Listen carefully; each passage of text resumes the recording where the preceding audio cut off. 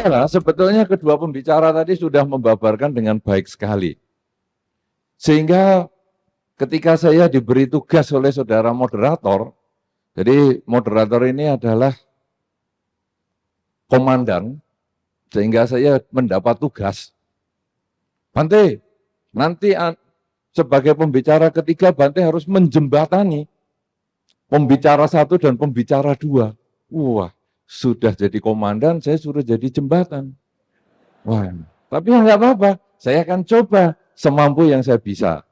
Tentu saya tidak membabarkan bagaimana menjadi anak dan sebagai orang tua dari sudut pandang psikologis yang memang bukan bidang saya, karena itu bidangnya Ibu Miska yang sudah dibabarkan dengan baik sekali. Juga saya tidak membabarkan terlalu dharma, karena sudah dibabarkan dengan baik sekali oleh Suhu Dharmapala.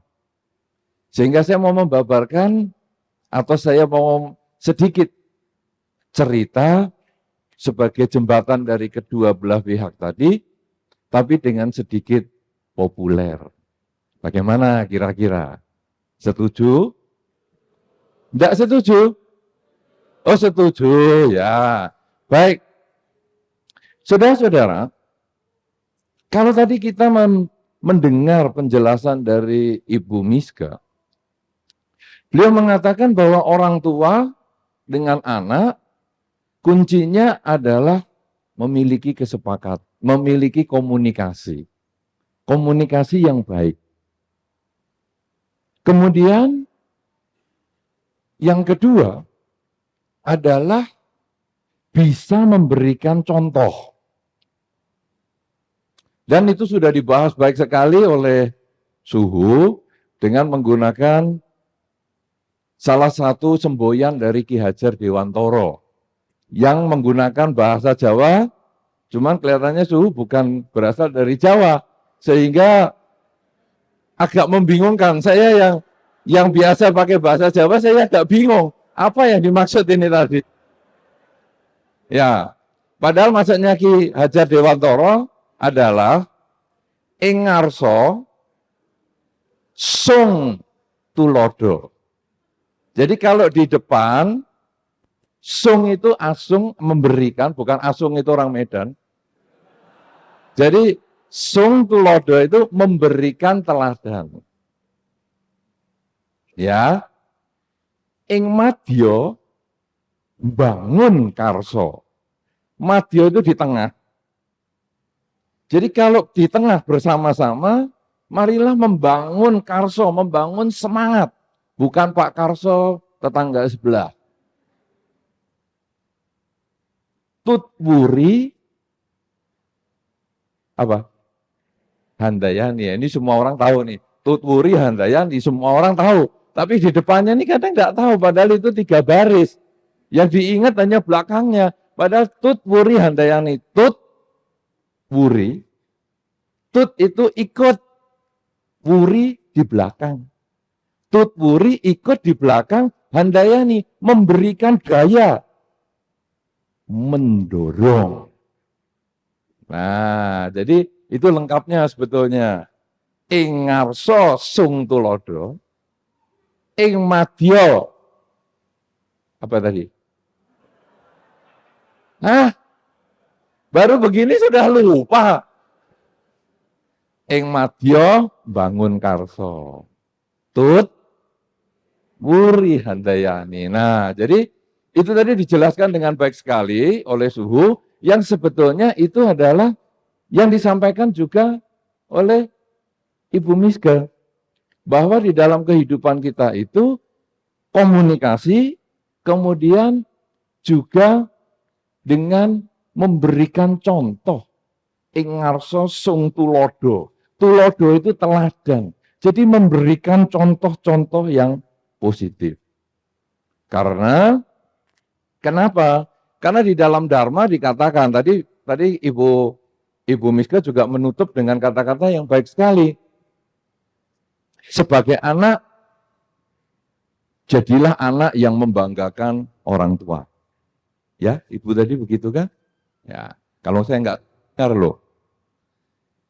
Anda dengar nggak tadi?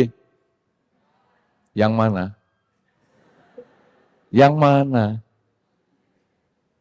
Yang Ibu Miska ngomong. Dengar. Ada sebagian belum datang kok ngomong. Iya dengar. Datangnya saja terlambat.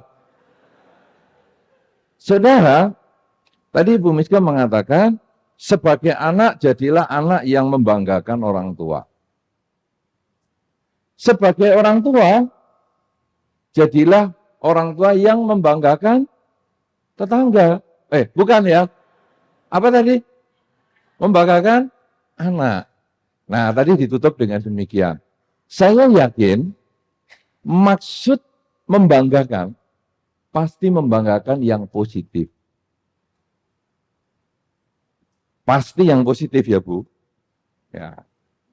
Karena kalau yang negatif, wah repot ini. Sebagai anak membanggakan orang tua, sehingga anak nanti satu ketika ditanya, bagaimana anakmu? Kata si orang tua, anakku hebat sekali. Kenapa? Merasakan tempat yang baru. Anakku adalah yang pertama merasakan tempat bangunan baru. Apa itu? Penjara koruptor.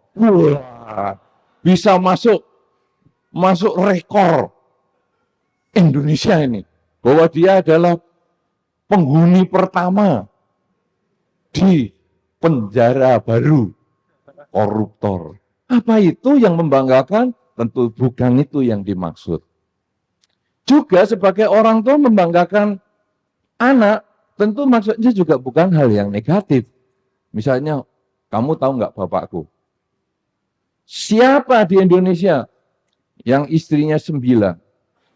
Itulah bapakku. Tidak ada. Tentu bukan ini maksudnya. Ya, tetapi membanggakan yang positif. Nah, saudara-saudara, karena itu di dalam Dharma disampaikan, sebagai anak, itu ada tiga hal, 3 jenis anak. Anak jenis yang pertama, anak yang kurang berbobot dibandingkan orang tuanya. Kurang berbobot ini bukan berarti kurang besar badannya, bukan.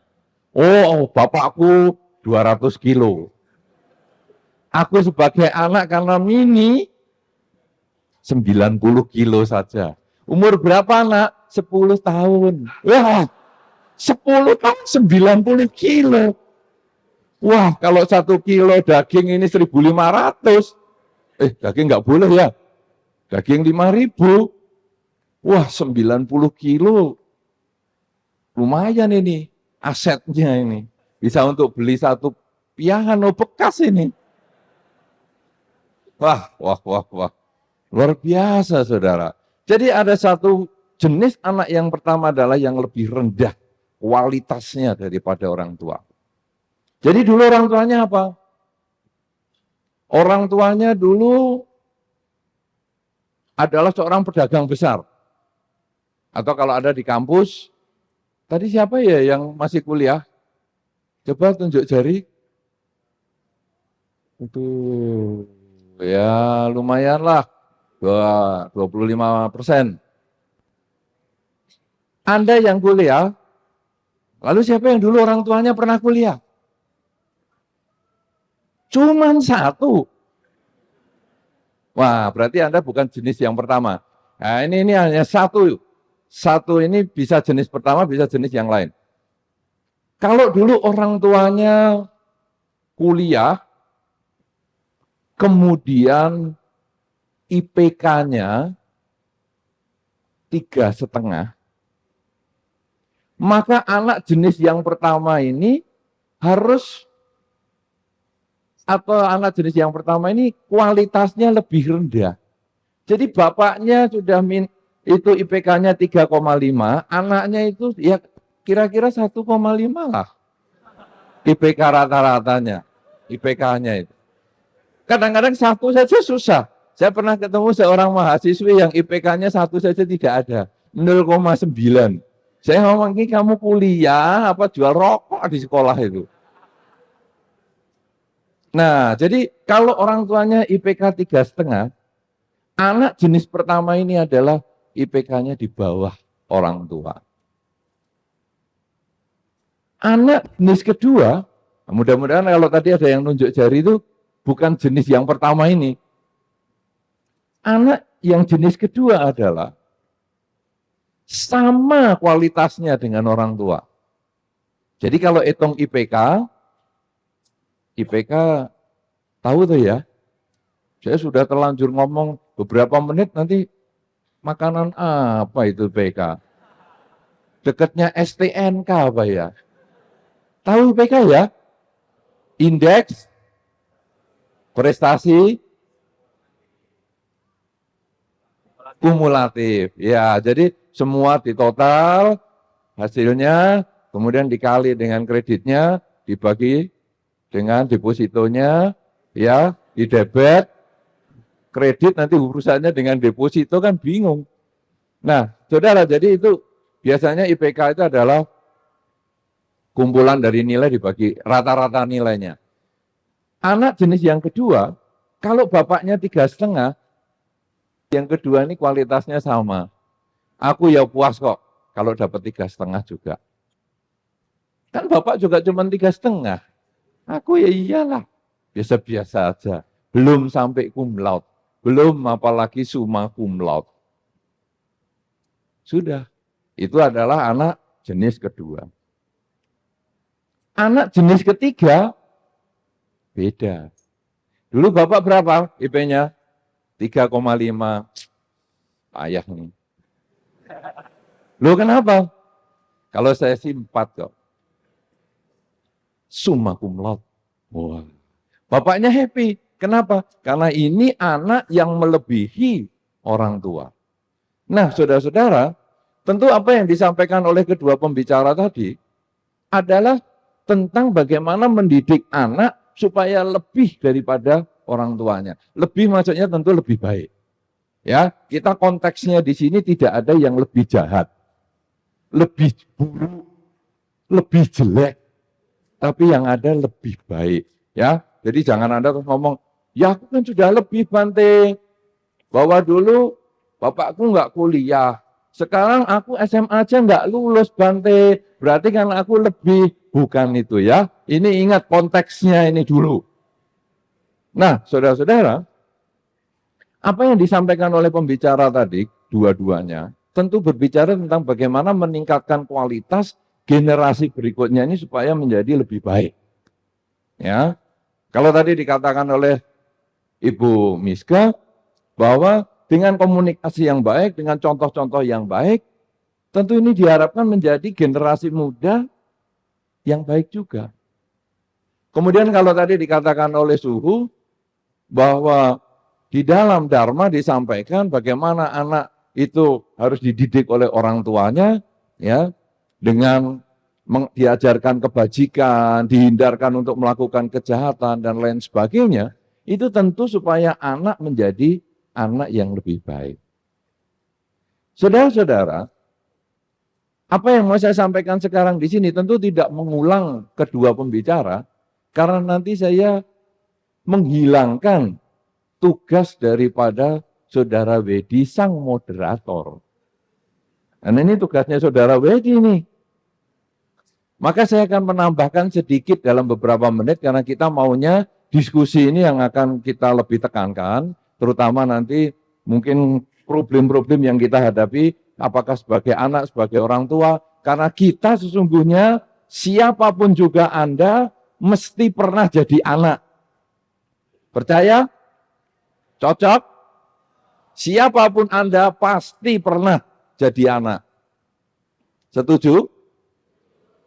Tapi belum tentu Anda pernah jadi orang tua. Cocok? Siapa tadi yang kuliah? Siapa yang masih kuliah dan jadi orang tua? Ada juga. Wah, ini sudah anak dan bisa menjadi orang tua. Memang seperti itu, saudara. Karena kita sekarang semua adalah anak. Tapi kita belum pernah. Atau sebagian ada yang belum menjadi orang tua.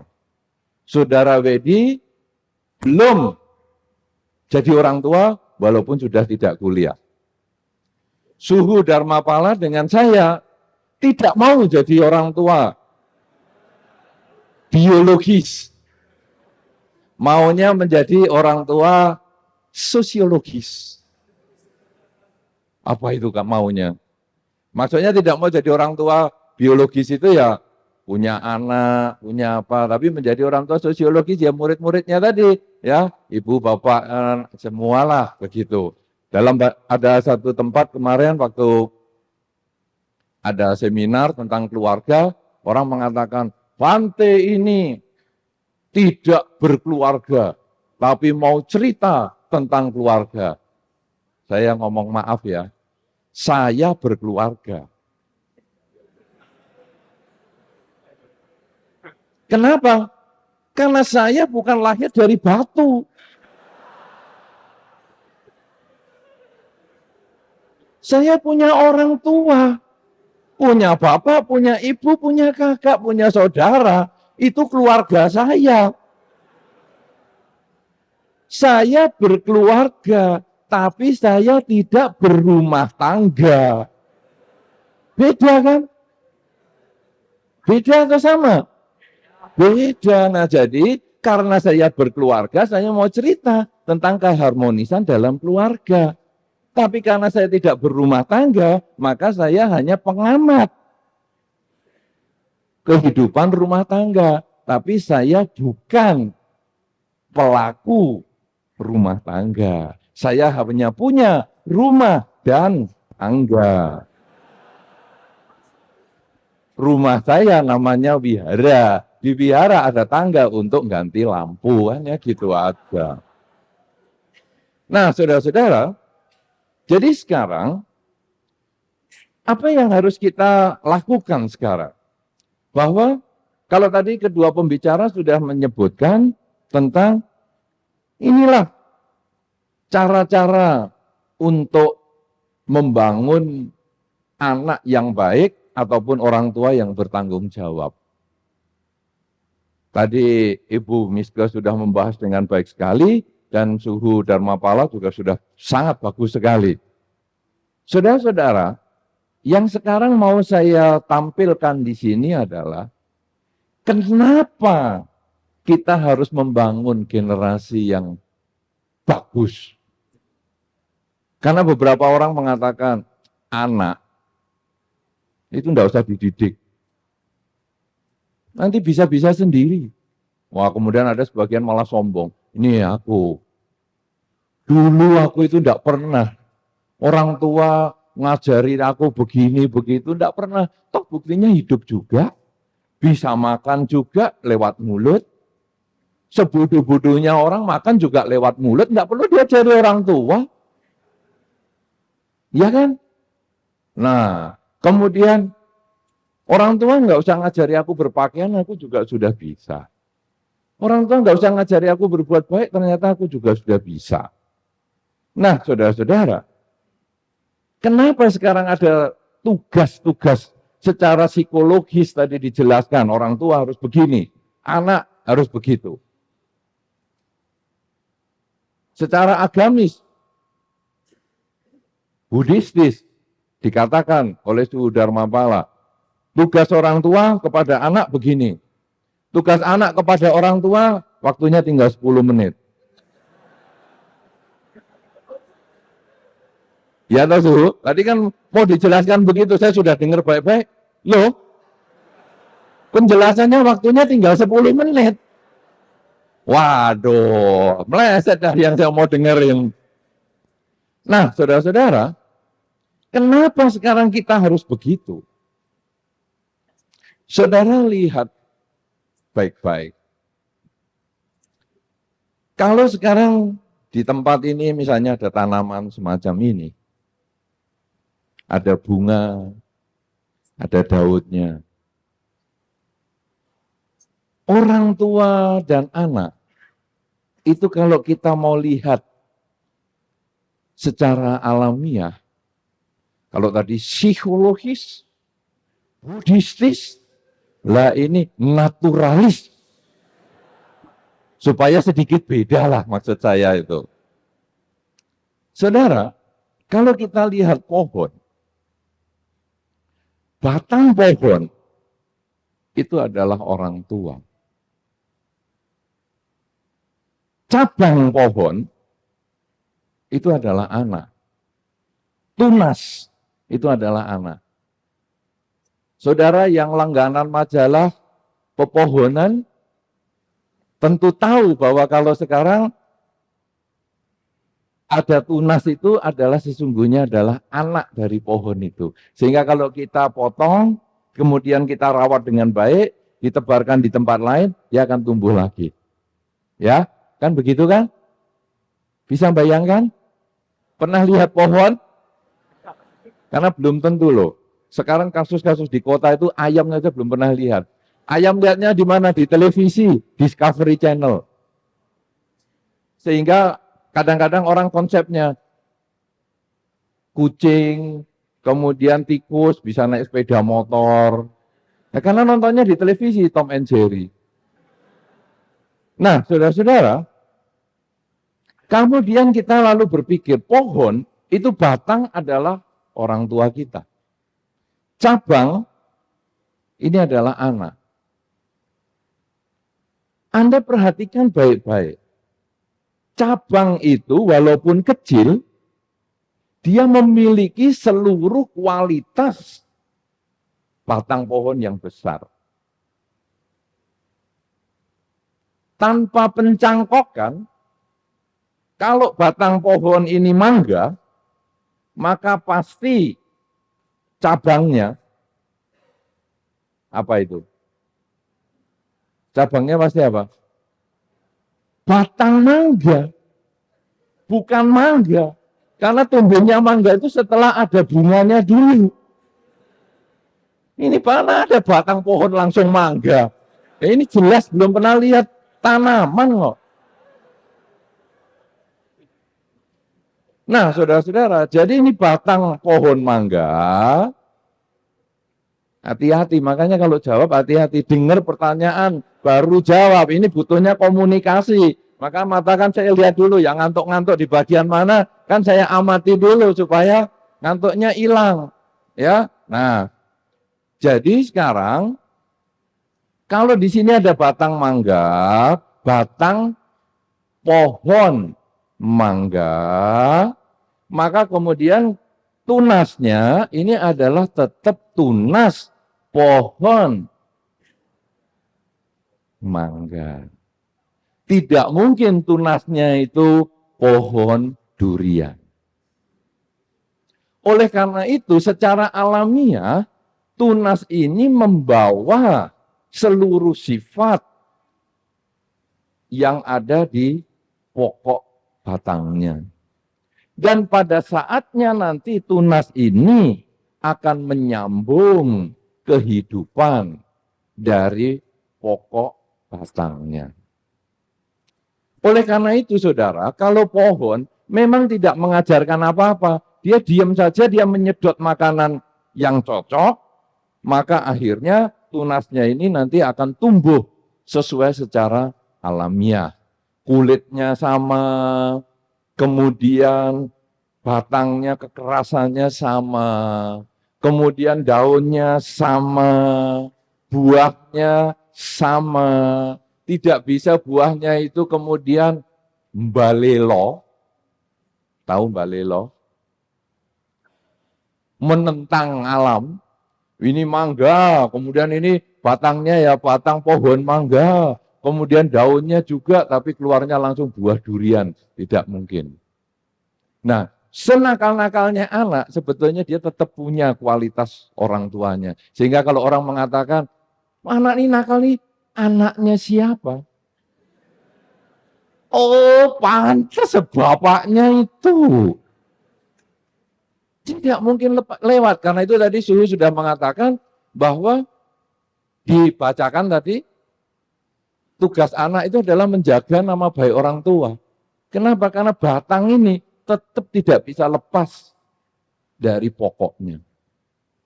Secara alamiah tidak ada pendidikannya. Tetapi secara manusiawi, Kalau tadi dikatakan pohon tadi menyerap sari-sari tumbuhan, sari-sari tanahnya untuk tumbuh, maka sekarang sari tanah ini adalah hal-hal yang dipilih oleh orang tua untuk cocok kepada anaknya. Maka tadi dikatakan oleh Suhu juga, memilih hal yang baik, memberikan anak hal yang baik, dan memisahkan anak hal yang buruk. Tadi dengar nggak penjelasan Suhu seperti itu? Dengar nggak? Enggak. Dengar enggak? Jangan bohong loh, ini di depan Suhu loh. Narasumbernya belum beranjak dari tempat duduknya loh ini. Dengar nggak tadi? Nah, mengajarkan yang baik dan buruk, kalau ditanya lagi, baik menurut siapa? Karena baik di sini belum tentu baik di sana. Buruk di sini belum tentu buruk di sana. Nah, inilah pemilihan yang kalau dalam tumbuhan menyerap sari tanah itu yang sesuai. Kalau teratai menyerap dari lumpur. Tapi kalau pohon mangga yang menyerap dari tanah, pohon mangga dicelupkan air, dia tidak akan hidup. Dan kalau batangnya nggak hidup, anaknya juga nggak hidup. Oleh karena itu, pemisahan baik dan buruk ini nilai moralitas. Kemudian kalau di dalam Dharma dikatakan, yang baik itu adalah ketika Anda melakukan dan Anda tidak timbul penyesalan jangka pendek maupun jangka panjang. Sedangkan kalau hal yang buruk, ketika Anda melakukan, Anda sudah akan kepikiran terus. Seperti ngerepek misalnya. Nyontek. Saudara mahasiswa, nyontek. Itu nanti pasti menimbulkan kegelisahan. Kecuali yang sarafnya sudah agak konslet. Karena mau nyontek gini aja mesti noleh kanan, noleh kiri, noleh kanan, noleh kiri. Tidak ada yang tahu.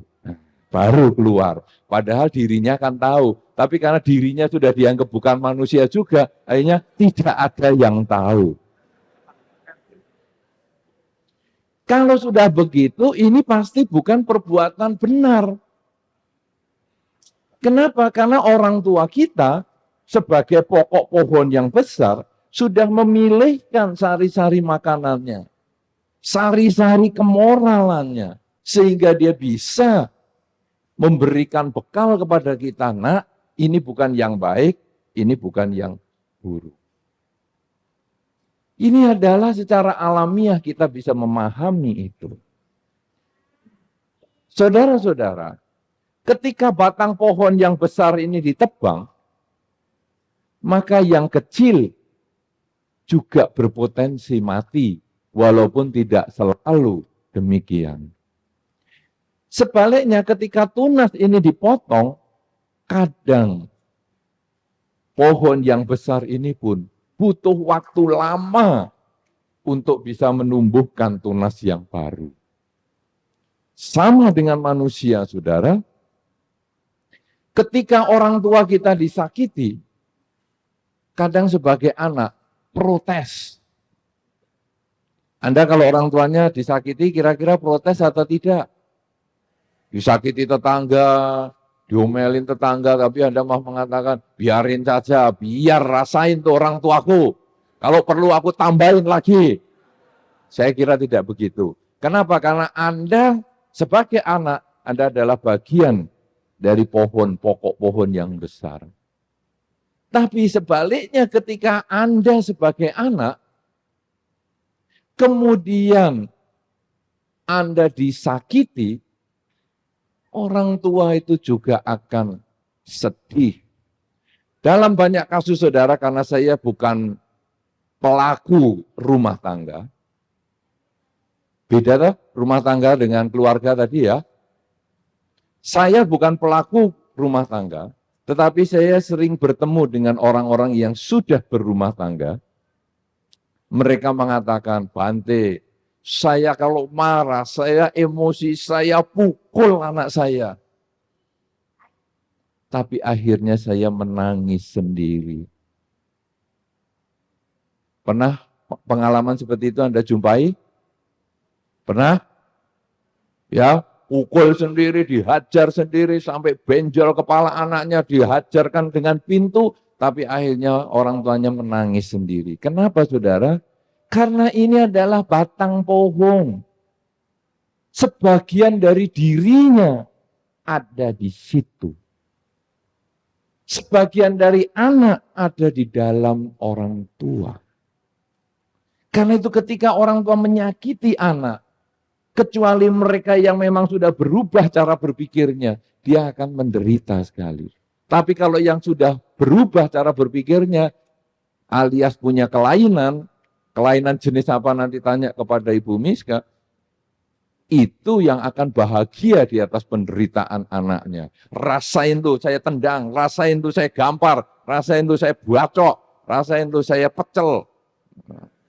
Itu adalah orang tua yang kelainan. Tapi kalau orang tua yang normal-normal, dia merasa ada sebagian dari dirinya yang nempel di anak.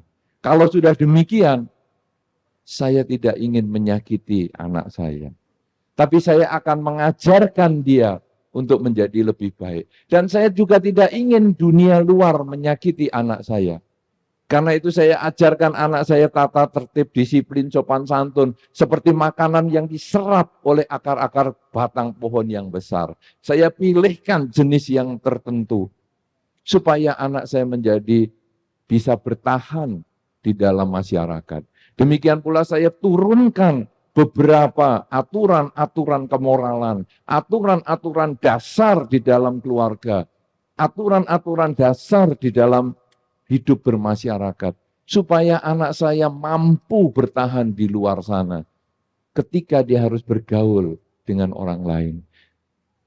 Makanya saudara, ketika tadi misalnya dikatakan oleh Ibu Miske, ada satu contoh tadi, yang orang tua dikasih mangkok yang tidak mudah pecah, karena tangannya sudah goyang terus, sehingga daripada mangkoknya pecah, daripada makanannya bertebaran kemana-mana, kemudian dikasih posisi tempat yang lain. Saudara-saudara, anak kecil itu mendidik orang tuanya, karena perilaku seperti itu tidak layak diterima di masyarakat luar. Mungkin hanya pantas dalam keluarga sendiri, tapi tidak pantas sebagai anggota masyarakat. Nilai-nilai seperti inilah, karena anak dan orang tua adalah satu kesatuan yang tidak bisa dipisahkan, maka sesungguhnya anak dan orang tua saling mengajar, saling mendidik, saling belajar. Maka kalau tadi Suhu sudah menutup pembicaraannya dengan 2 menit korup tadi, katanya Suhu kan korupsi mau 2 menit lagi. Nah, saya tidak tahu nih sudah berapa menit juga kelebihannya, ajar terus karena jam saya sudah pas rusak juga. Jadi tadi kan Suhu menutup dengan 5 peranan tadi. Ya, bisa ada peranan sebagai teman, peranan sebagai kakak, sebagai orang tua, sebagai bos, sebagai pembantu, dan lain sebagainya. Sebetulnya itu adalah sarana untuk mengenalkan nilai-nilai yang ada di dalam masyarakat, kebudayaan tempat mereka bertinggal, supaya kita bisa diterima di dalam masyarakat.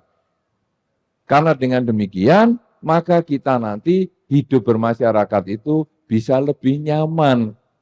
Tidak lagi terjadi ganjelan karena menjadi orang yang aneh. Ya, nah karena itu sebagai orang tua pun Anda harus membuka diri untuk kadang harus belajar dari anak. Apalagi anak-anak yang sudah pada kuliah, apalagi kuliahnya di Tarumanegara yang hebat sekali ini, tentu orang tua harus mulai mendengar, oh anakku ngomong apa ya. Memang dulu anak Anda pernah berada di dalam perut Anda. Pernah kecil sehingga muat di perut Anda.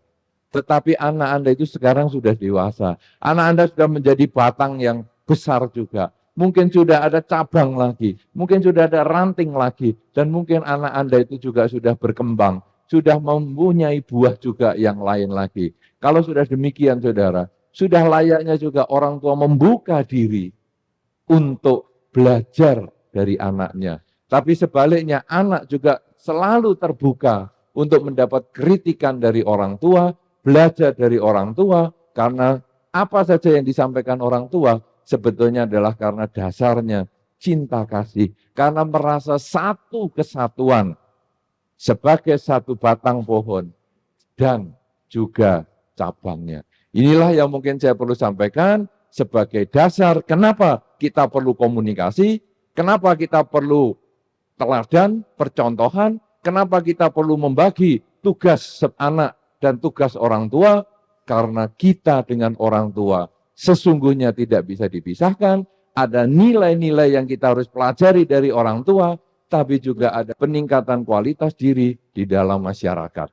Kalau masyarakat kita dan masyarakat di tempat-tempat lain itu ada peningkatan kualitas diri, saling mau terbuka, orang tua dengan anak saling memberi dan saling meminta atau saling belajar, maka terbentuklah satu negara yang masyarakatnya terbuka wawasannya untuk saling belajar. Kalau negara kita ini bisa menjadi percontohan sebagai negara yang terbuka untuk belajar maupun mengajar, saling belajar, maka kita akan hidup di dunia yang penuh dengan negara-negara berisi mereka yang mau belajar mengajar di dalam spiritual, di dalam pengembangan kualitas diri, dan akhirnya terbentuklah kehidupan dunia sebagai masyarakat global yang tenang, nyaman, damai, kemanapun pergi, kita aman, hidup pun